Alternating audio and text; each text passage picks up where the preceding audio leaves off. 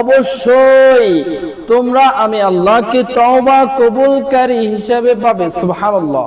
তাওয়াবার রহিমা, নিশ্চয় আল্লাহ তাআলা তওবা কবুল করেন, তিনি দয়া করে তোমাদের তওবা কবুল করেন।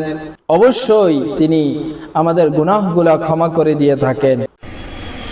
আমার আল্লাহ রাব্বুল আলামিন পবিত্র কালামুল্লাহ শরীফের মধ্যে ঘোষণা দিয়েছেন, ওয়ালাউ আন্নাহুম ইয যালামু আনফুসাহুম জাউকা ফাস্তাগফিরুল্লাহা واستغفر لهم الرسول لوجدوا الله توابا رحيما।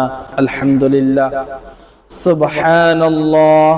আমার আল্লাহ বলেন, হ্যাঁ পৃথিবীর মানুষেরা, তোমরা যদি গুনাহ করে থাকো, নফসের প্রতি অন্যায় করে থাকো, নিজের প্রতি যদি জুলুম করে থাকো, নিজের প্রতি যদি অত্যাচার করে থাকো, আনফুসাহুম, তোমাদের নিজেদের নফসের প্রতি যদি অত্যাচার করে থাকো, জাউকা, তোমরা আমার রাসূলের দরবারে চলে যাও, ওয়াস্তাগফার লাহুমুর রাসূল, আমার রাসূল যদি তোমাদের ব্যাপারে আমি আল্লাহর কাছে ক্ষমা চায়, ওয়াস্তাগফার লাহুমুর রাসূল লাওয়াজাদুল্লাহা তাওয়াবার রহিমা, অবশ্যই তোমরা আমি আল্লাহকে তওবা কবুলকারী হিসেবে পাবে। সুবহানাল্লাহ।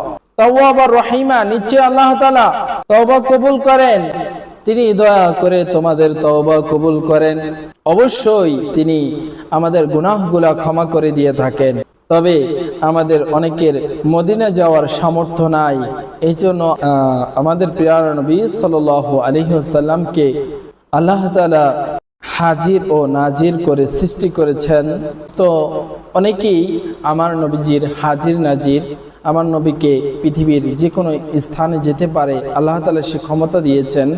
আমাদের নবীজি উম্মতের কাছে হাজির এবং নাজির আছে, সেটা অনেকেই বিশ্বাস স্থাপন করতে চায় না।